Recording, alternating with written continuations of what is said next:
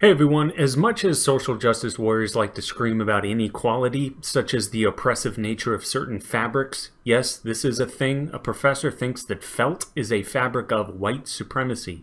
But as much as they like to make crap up about this sort of thing, there is one form of inequality that, in my view, not only exists, but is vastly more destructive than anything SJWs have ever talked about, especially racist fabrics.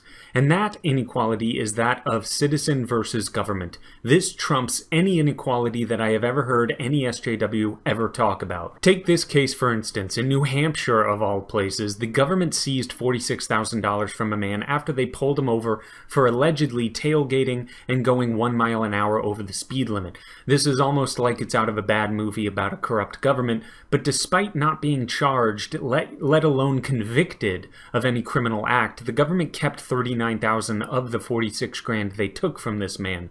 The government allowed him to keep $7,000 of his own money.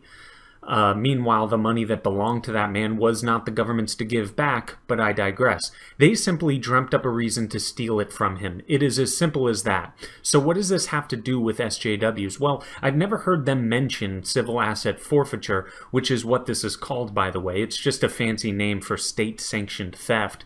Given this disgusting injustice done to ordinary citizens to the tune of over $3 billion a year, you would expect to hear from SJWs. You would expect to hear from a group that prides itself on promoting justice, but we hear nothing from them.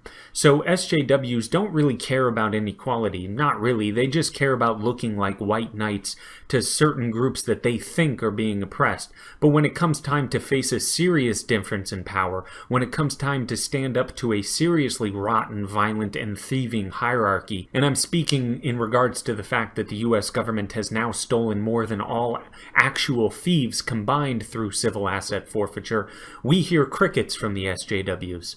This is one of those instances in which it helps your perspective to think of the government as what they truly are. Just human beings, flesh and blood with a heartbeat, presumably, and kidneys.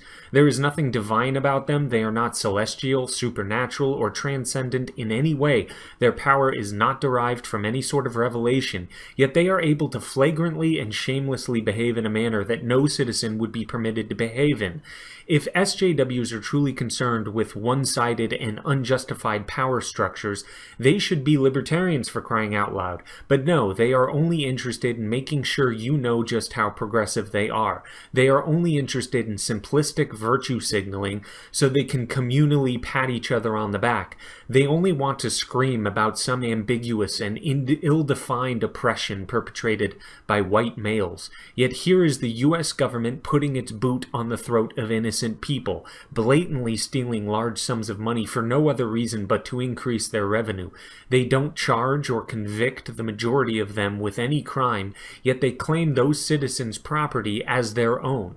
So is there injustice in this country? Is there oppression? And is there an unequal power distribution? Without a doubt. But it's far more realistic to call out the government for being oppressive than any sort of, as I said before, opaque and ambiguous race or gender as being the perpetrator of a hierarchy of violence. But it is just shocking how much your local social justice warriors have missed it. So they can keep yelling empty platitudes over racist fabrics. I'll be in my corner of the internet at least trying to bring a little more attention to actual justice or the lack thereof in our society. Thanks, and that's all.